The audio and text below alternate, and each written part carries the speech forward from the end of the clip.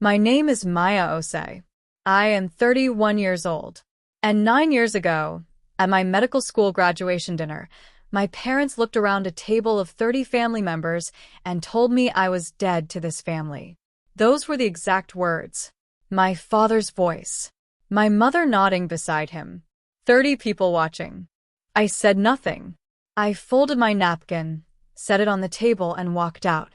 9 years later, at 3:47 in the morning, my mother's number lit up my phone. Before I take you any further, please like and subscribe if you are new to her silence. Drop your city and local time in the comments. I go through every single one. Now, let me take you back to where this began. I grew up in a house where love arrived with conditions attached. My father, Charles, was a civil engineer. Precise, orderly, a man who believed a family's future was a blueprint you drew in advance and followed without deviation. My mother, Sandra, ran the household with the quiet efficiency of someone who had decided long ago that her husband's vision was also hers. There were 2 daughters. My sister Priya, for years younger, beautiful in the way that made rooms go quiet. And me. I was the one with the grades and the plans and the particular kind of determination that my father called stubbornness when it was directed away from him.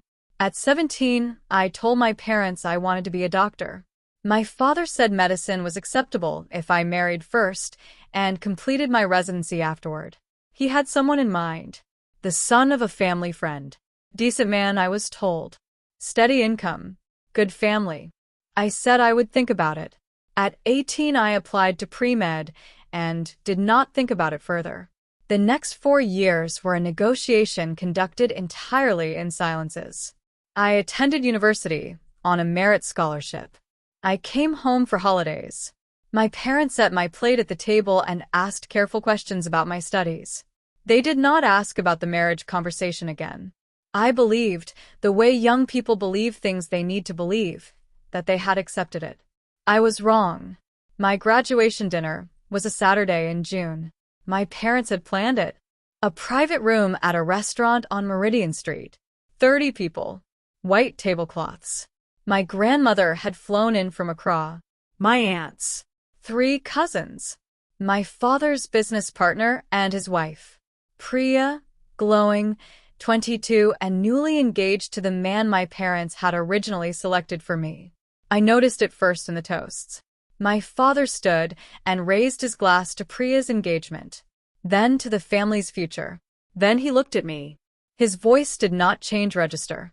It was the same measured tone he used in every conversation that mattered. We have made our peace with Maya's choices, he said. But those choices have placed her outside this family's future. We wish her well. But from this point, she is dead to this family. We will not be funding her residency. We will not be attending her events. We ask that she respect the same boundary in return. He sat down. My mother folded her hands in her lap. Priya stared at the tablecloth. 30 people went silent. I looked at my grandmother. Her eyes were wet. I looked at my father. His expression was not cruel. It was settled. This was not a moment of heat. This had been decided before anyone sat down. The dinner had been the venue, not the cause. I picked up my napkin, folded it once, set it beside my plate, stood, pushed in my chair, walked past the bread service, the ice bucket, my grandmother's reaching hand, and out through the restaurant door into the June evening. I did not cry on the walk to my car. Her silence is not about broken crying. It is about the particular stillness that arrives when you finally understand exactly who people are and what you are going to do next. I drove back to my apartment. I sat at my kitchen table for 1 hour. Then I opened my laptop and went through every financial tie between myself and my parents. I found one they had overlooked. Years earlier, when I had first started earning during residency, I had set up a family insurance policy. I was the primary account holder. My parents were listed as dependents. It had been the most efficient structure at the time, and they had signed the paperwork without reading it carefully. The premiums came from my account each month. Neither of them had ever logged into the portal. I did not remove them from the policy. That thought came and went in about 4 seconds. I was going to be a physician. I did not practice medicine selectively. I simply noted it, filed it, and went back to becoming the doctor I had told my father I would be. 9 years passed. I completed residency at St. Augustine Medical Center, emergency medicine. I took the position I was offered and did not take the one that would have paid more but required me to move closer to home. I built a life in Portland, a 2-bedroom apartment with a good kitchen, a colleague named Dara who became my closest friend, Sunday dinners that smelled like my grandmother's cooking, made from memory, and a phone call to Accra. I sent my grandmother cards on her birthday. She sent me fabric and colors she said matched my eyes. We did not speak about my parents. I saw Priya once, at a cousin's wedding, 3 years after the dinner. She crossed the room and hugged me too quickly, like someone completing an obligation. She asked how I was. I told her well. She nodded and went back to her table. I did not add her to any list.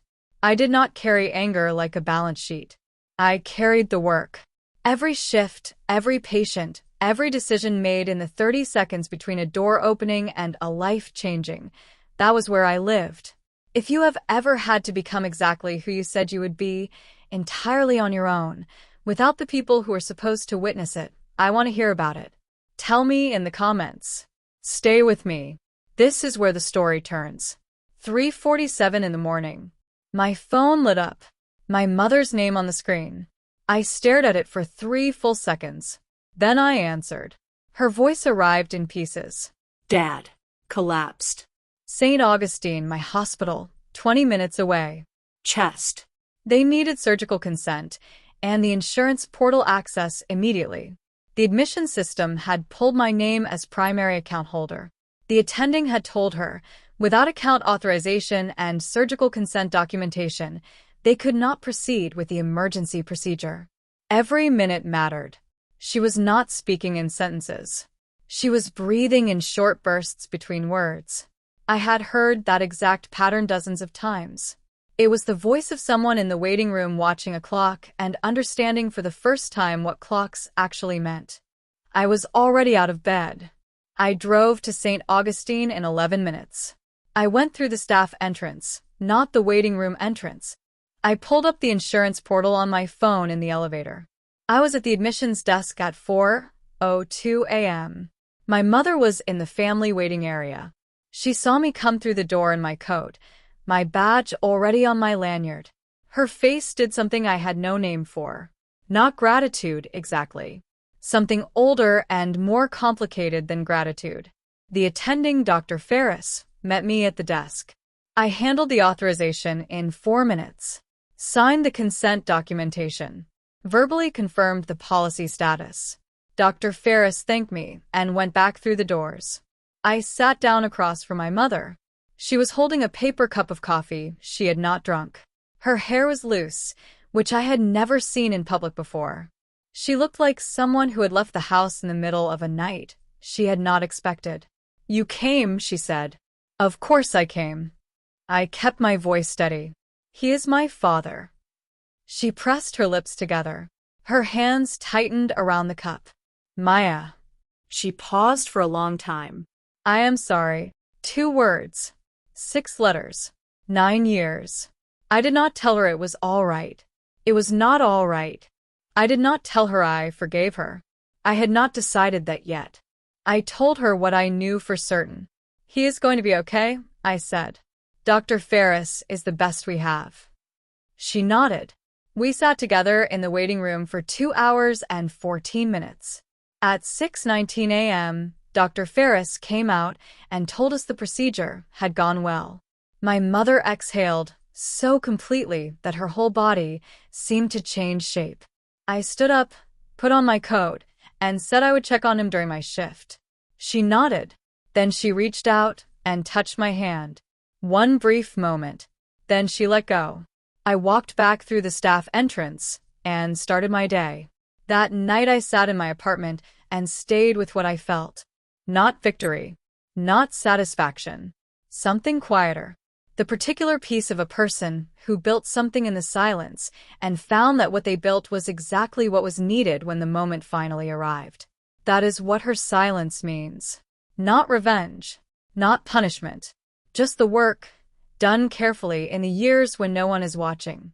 You do not need them to see you becoming. You only need to become. If this story stayed with you, share it with someone who needs to hear it today. Leave a comment. Subscribe if you are new here. The next story is right below.